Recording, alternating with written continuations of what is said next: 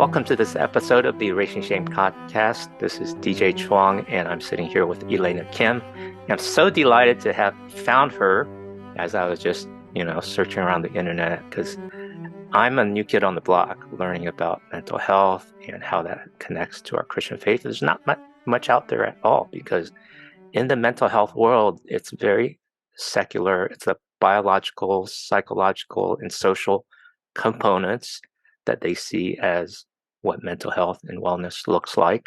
But those of us that are Christians are beginning to figure out ways to integrate our spirituality. And Elena has done some rigorous research in that realm, and we would like to explore what that means and how that helps us, those of us that are just trying to get some help for the confusion and the overwhelming emotion that we're experiencing when it comes to the world of counseling and psychotherapy. Elena, thank you for joining me. Yes, thank you for having me here, DJ. It's real just honor and privilege to be able to just talk about this. This is definitely my area of passion. I did my research and a lot of my clinical work looking at how do we integrate spirituality, specifically Christianity, into the psychotherapy healing process. What does that look like? And I can definitely go into some more history of psychology and why there's always been such a separation between the two, where the two fields are today. I'll go ahead and kind of start there. Everyone Yes. knows Freud is the father of psychology. He always thought Okay. that one's religion was a neurosis. It's from a neurotic behavior. He felt like it was from a place of weakness. And so for the first, I want to say 100 years of psychology, there was this real exclusion to one's soul and the spiritual aspect of our lives. Interestingly enough, if you looked at statistics maybe 20 years ago of professors or faculty across universities and their faith, right? Agnostic, atheist, or of religious traditions, psychologists would be the highest in the atheistic belief. And so, yes, there's a history there. But the good news is that there were a small handful of really brave psychologists who started doing research in this area of, first it was physical health and spirituality. Is there a correlation? And they found, wow, spirituality, religious behavior seems to be correlated to better health benefits. And then they started looking at spirituality and mental health. Is there a relationship between those? So there's actually been I'm going to say close to 50 years of research now corroborating that is that there is a relationship, that there's something there. And so I do feel like the gap between those two fields are slowly merging. And that hopefully through that, a lot of good wisdom can come out of it. So yes, that's been my 50 years of research is beginning to find data and the evidence-based connection between the value of spirituality to one's mental health. And I'm beginning to see some of that as a layperson outside of the walls of academia. And so it just takes, decades for some of that to come out of those walls. It's so funny. One of the founding fathers, I would say, of this research area all had to wait until they hit tenure. And then this would just be a side project. And I want to say as close to 10 to 15 years ago, you would lose credibility as a faculty member if this was one of your areas of research. And so a lot of these people did it courageously because they believed in it. And even though they knew it would be a ding to their career or a hit to their career, they did it anyway. And it's those sort of founding fathers that kind of laid the foundation that's now allowed a lot of other people to kind of go into it. So, and that's kind of the thing about pioneers. We do have to take some hits as we blaze new trails. Yes. And I know for me as an advocate now, launching Christian Asian mental health, I've been invited into secular mental health spaces. Here's the irony of things. So in the secular mental health spaces, they're much more open to the resources of faith than pastors I talk with, and how many of them are still very resistant to the resources of psychology and psychotherapy. It's totally backwards. I could see that. Yes. I think there's a lot of truth to what you're saying right now. Yeah. Yeah. And so as we open the conversation towards, Yeah. okay, someone who is struggling with some mental health symptoms, emotions are overwhelming, it's affecting their daily functioning. Hmm. It's really challenging for someone who doesn't have any counseling background, part of it because of our shame-based cultures as Asian Americans, that there's different kinds of counseling, like biblical counseling, Christian counseling, just basic counseling that's available through our health insurance providers network. And then now there's app-based solutions, there's life coaching, and all of these things. And so it's like a jungle. So Elena, may I ask you to help us wade through some of that so people can get the help they need? Absolutely. I will, again, these are my personal opinions. Mm, I hope people can, take the parts that they feel like are helpful. I can see why the two camps, let's just say, um, have some resistance towards each other. I can understand what both camps are trying to say. So on the one hand, the more biblical counseling or pastoral counseling camps are trying to say, hey, all of these sort of techniques and interventions and ways of healing that you've come up with or like developed over all these years has not paid any attention to the soul or the source of this divine God and his love and his power. mm, And as a result, basically what they're saying is, we don't agree with your worldview. And mm, the worldview that you bring in as a therapist is going to impact your client, right? And so mm, I think they're essentially making a comment about the worldview that the therapist is bringing in. Now, on the side of, the camp of, let's say, secular psychologists or those that are trained, um, there's a lot of wisdom that I believe that the field of psychology has also accumulated over the past 150 years. And one of which I'm going to caveat this by saying not all camps within psychology would agree with this view that I'm about to say, which is the importance of emotional affect. We call it affect, the ability for your body, your mind to experience some of these emotions of sadness and depression or grief to love, joy, and peace. And mm, so the field of psychology I think has done an amazing job in looking at that and knowing how mm, to become skilled at accessing that in their clients and what the emotional process of healing tends to look like. I believe there's a lot of good insight there. And so as a result, I feel like both camps are kind of saying the same thing. So let me try to say, if you're looking at a counselor, a secular mm, counselor, mm, and lots of times psychologists or, secular therapists will say, well, it's important that I don't impose on my client. And so mm, therefore, I'm not going to lead them. And that's what they disagree with when it comes to some of this biblical counseling models.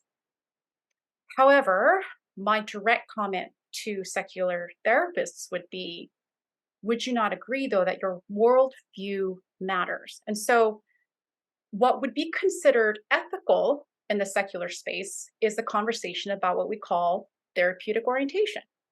mm, Most people say, I'm either, more CBT or I'm more psychodynamic. They're kind of like two camps, right?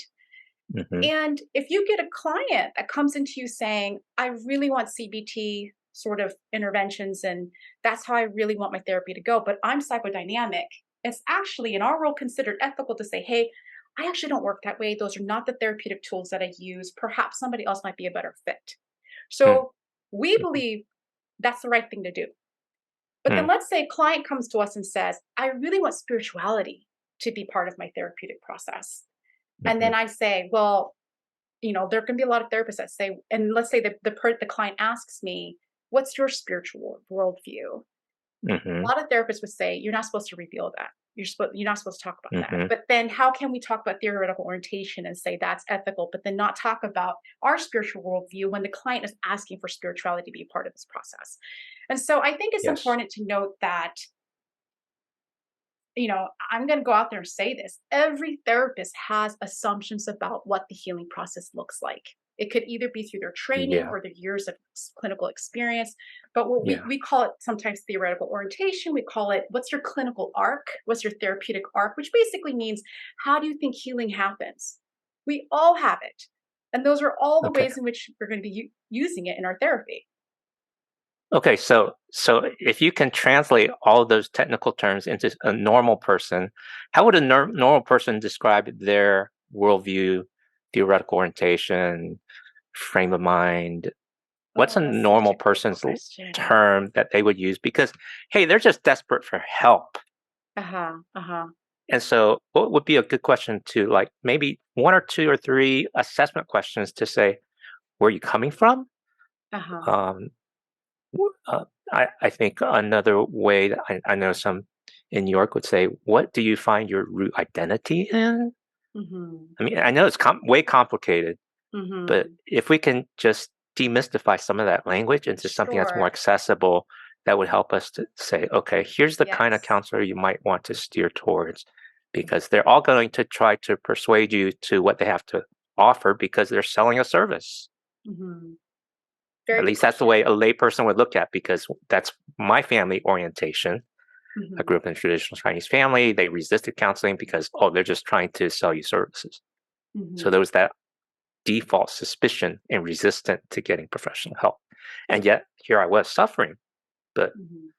I had that Mm-hmm. resistance. So help me break I that think ice. the first question to ask, so if you are approaching somebody who's been trained secularly or clinically, right?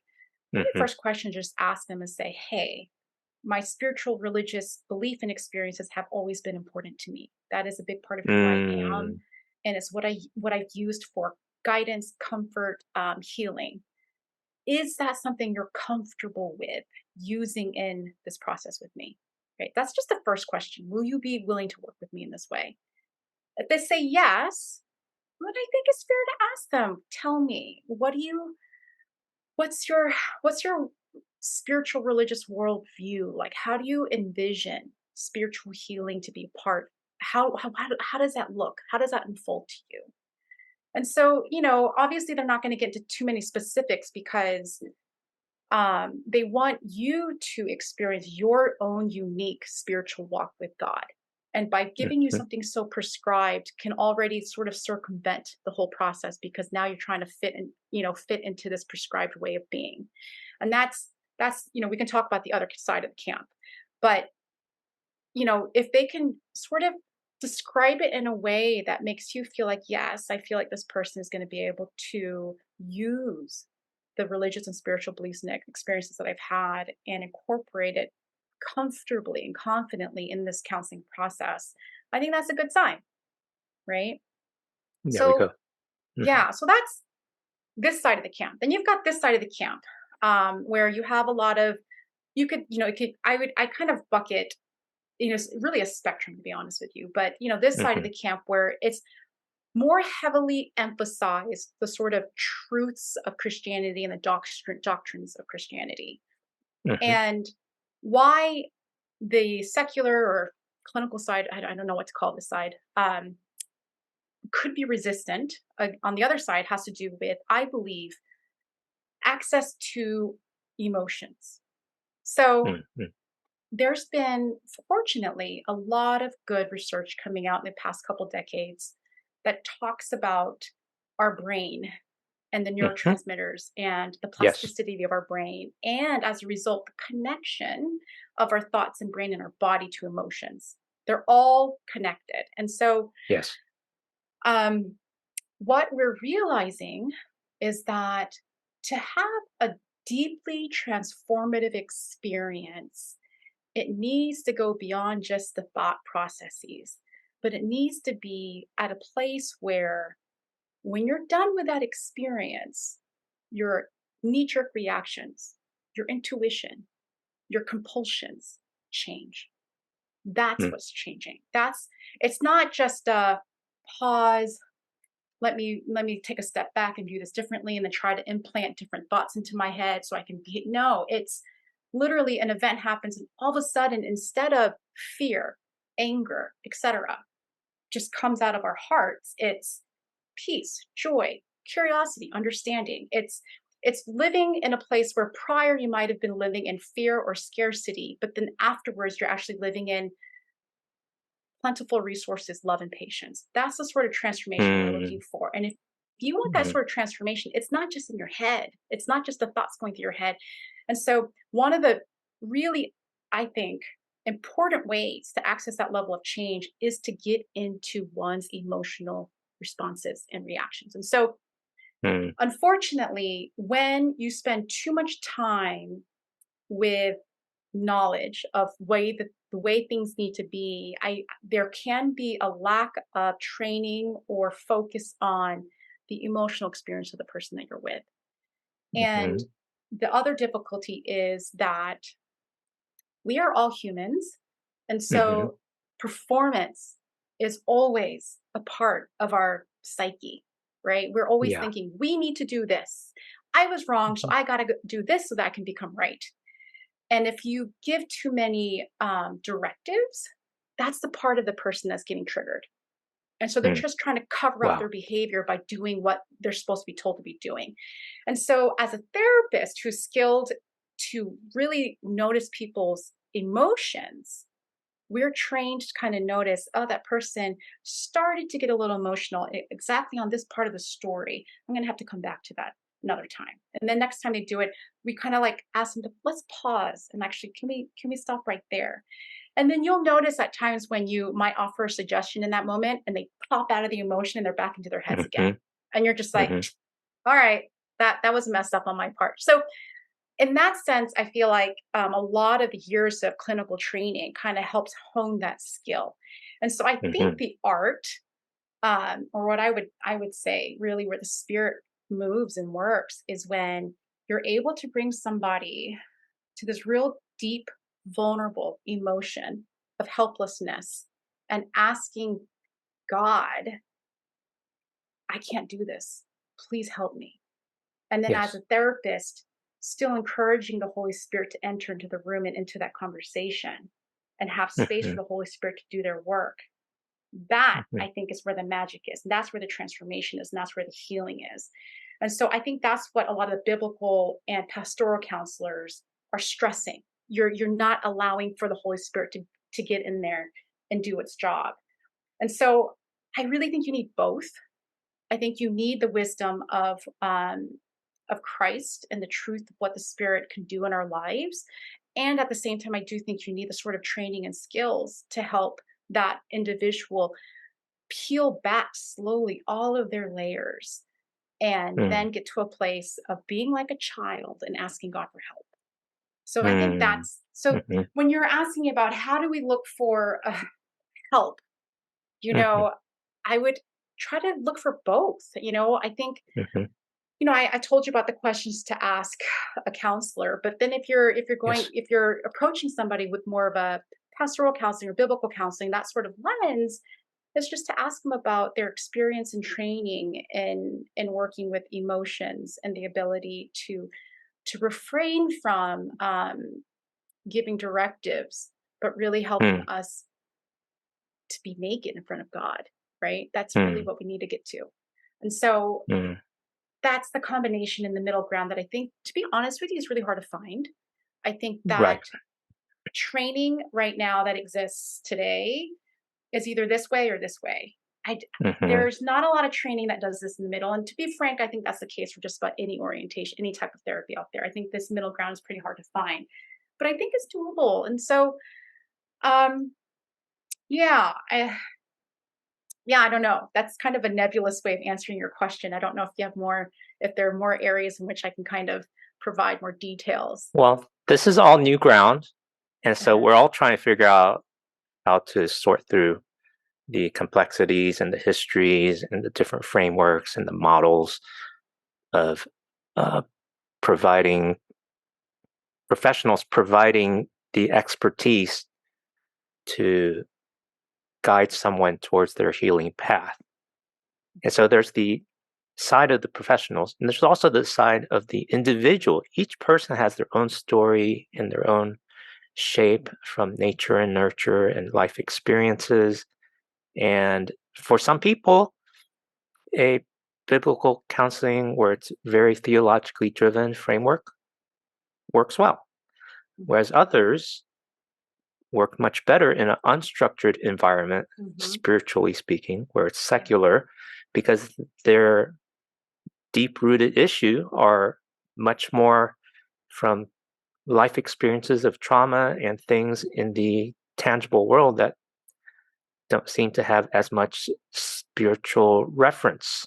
And they need to work through that before they can integrate their spiritual life. And then there's people that just are not interested in the spiritual thing, but that was imposed on them because of their family origin or whatever else. And we want to respect the autonomy and the agency of the person to guide their own healing. So the analogy that came up with in some of the secular gatherings I've been to is just like pharmaceuticals and medication are helpful for many people, they also have side effects. And so whichever orientation or framework a professional comes with, it may have side effects for the person. And it really takes that. I mean, it's already really hard for the person to reach out for help and then to do the hard work of their healing journey. And so to have the awareness of when they are being triggered or when they're experiencing side effects from a counseling relationship, boy, that's just something to be aware of, and it's hard. And so as I try to think of a way to simplify, at least to give people some easy help here, is in finding a counselor that works well with you, one of the key questions, as I oversimplify, so I want to say that I'm oversimplifying that, do you feel safe and comfortable talking with that person about your most vulnerable things? If your emotional reaction is just like, boy, it's so hard to explain myself. It's so hard to explain myself with my Asian American experiences with someone who's not Asian, then you don't need to be working harder trying to open up when you're trying to get help. And I think for a layperson, that seems to be a helpful point of reference. Is it takes some time to find the right counselor. So actually, you bring up a really good point. So back in the day, when there was like a big debate between cognitive behavioral therapies and psychodynamic therapies, they ran a whole bunch of studies to see which one is more effective. And what was so interesting was both were. The key difference was what we call, like you're saying, connection. They found that connection was by far the strongest indicator as to whether or not therapy would go well than which orientation you're using. And so, in that connection, we're talking a sense of safety. Does my therapist get me? Are we on the same page in terms of where we want to go with this work? And so that is extremely important. And what you're absolutely right in that each individual is different. And if I want to put on the Asian American lens in terms of mental health, I'll speak for Korean Americans, and I think this is also largely the case for a lot of East Asian Americans as well. It's just we grew up in a household, in a culture where we had an authoritative or maybe even authoritarian sort of figure, and we didn't question authority; we obeyed it. And so oftentimes, here I am trained in Western psychology, and I'll get an Asian American, and you can tell what they want homework, they want structure. And one of the things that we've discovered, there's been a lot of work now done on what does multicultural competency look like. And we had, there's been a lot of acknowledgement that, this is new territory for them. They've never received therapy. They're not sure what it's about. And they will feel safe if I can actually put a little bit of structure around it and give them some homework and kind of explain what's the process going to look like. And in the past, a lot of Western analytic school of thought, that's like Freud's land, would have said, you never talk about that stuff. But in order to honor the worldview and the cultural context in which these Asian Americans are walking into our rooms with, we have to do that. And so Hmm. you're absolutely right in that there is a cultural component when working with Asian Americans on top of the Christian spiritual component as well. So, yeah. Yeah. Well, let's draw from some of your expertise as you're doing this research. How do you bring the two worlds together so that we bring the best of our understanding and expertise to help clients in their healing journey? How do we bring together, you're saying, our Asian American cultural background with the spiritual Christian sort of worldview and lens and theology? As well as Okay. psychotherapy, because your research and your work is integration of spirituality and psychology. Well, that's a big question. I bet somebody could write I realize that. a thick book about that. And that's what you're working on, kind of. Oh, sorry. Um, you know, with the Asian American context, the culture that we live in, I think that having an authoritative figure is important to us. I think it's really Mhm, hard for us to disassociate, to kind of not have that. I think it's really difficult. And so as a result, I think it's great because it allows us to kind of allow God, Jesus, the spirit to be in that, to speak to us in that way. And so I think in a lot of mhm, ways, I feel lucky as an Asian American that we're kind of easy. It's easy for us to kind of have that sort of relationship with God. Um, that being said, I think that if we were to also incorporate our identity as Christians, I'm going to bring in another concept that might be a little bit nebulous, but I wanted to bring in this existential thing.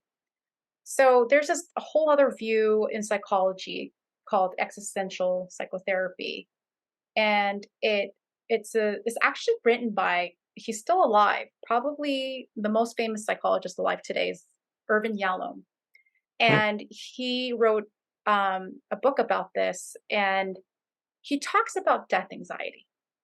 And he talks mm, that we are all operating at a very unconscious level.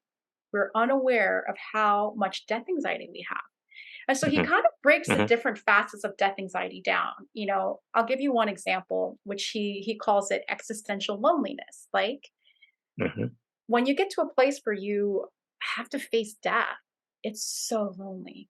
Only you can walk through that door by yourself. Nobody else can walk through that door with you.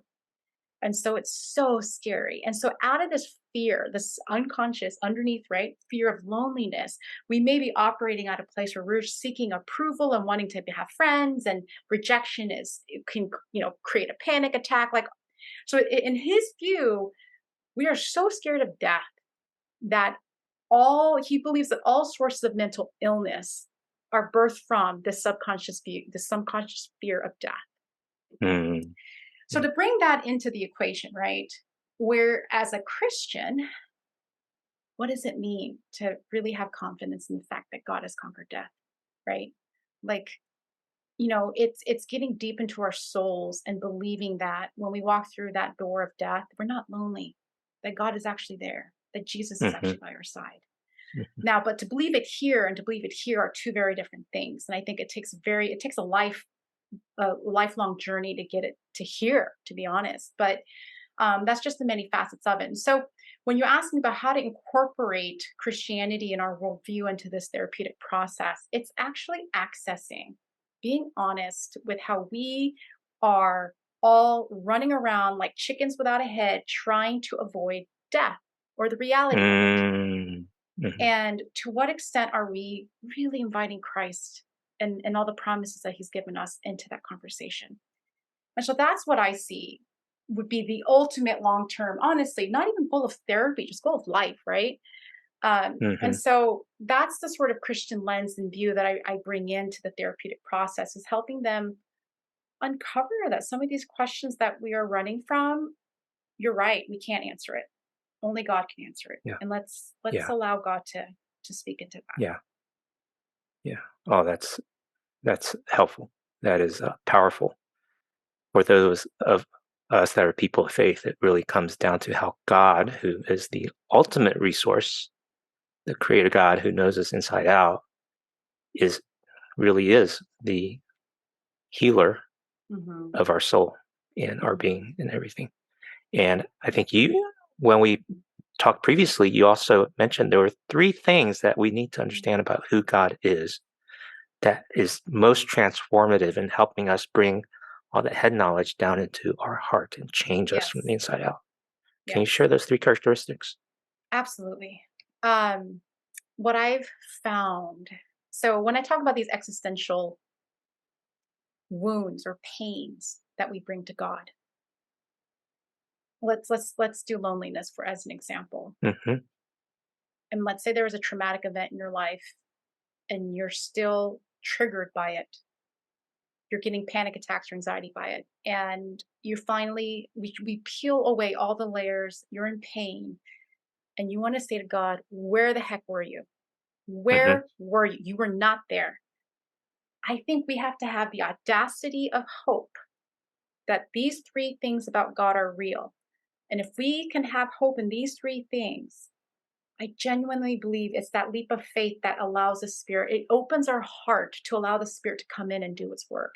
Which is 1, God is loving. He is loving and good. He is so loving. 2, he's powerful, right? He has the ability to conquer this existential anxiety that you have. And then 3rd, it's like he's so intimate. He is by your side. He is your lifelong partner and companion. And so I genuinely believe that, I'm so appreciative of the life of Jesus. If Jesus never existed, I think it'd be really hard for us to believe that God can be intimate. I think it's very hard. But the life of Jesus gives us this beautiful story and examples of how him walking by our side and loving us and caring for us and wanting to be intimate with all of us, I think allows for us to have those 3 pillars of belief. And so I do believe that those things are necessary to have that intimate experience with the Spirit. Wow. That is so good. That is so grounding. That is so freeing. And it's a great note to close on. So thank you for sharing all that you shared with us in the past half an hour. Elena, it's been great chatting with you. And I hope to stay connected in the months and years ahead. Good luck on your research. No, thank you. Thanks for having me here. Thank you. And thank you for listening to this episode of the Erasing Shame podcast. Stay connected with us at erasingshame.com and subscribe wherever you listen to the podcast. Have a great day, great evening, wherever you are. Bye-bye. Thank you for listening to the Erasing Shame podcast. Check out the show notes at erasingshame.com and subscribe to our email for updates. We would love to hear from you, so please add your comments at our website or on social. Subscribe on Apple Podcasts, Spotify, or any podcast app, and you can also subscribe on YouTube or follow on Facebook. Please add a rating and review so we can reach more people with our message of health, hope, and compassion. This podcast is the digital outreach of Christian Asian mental health.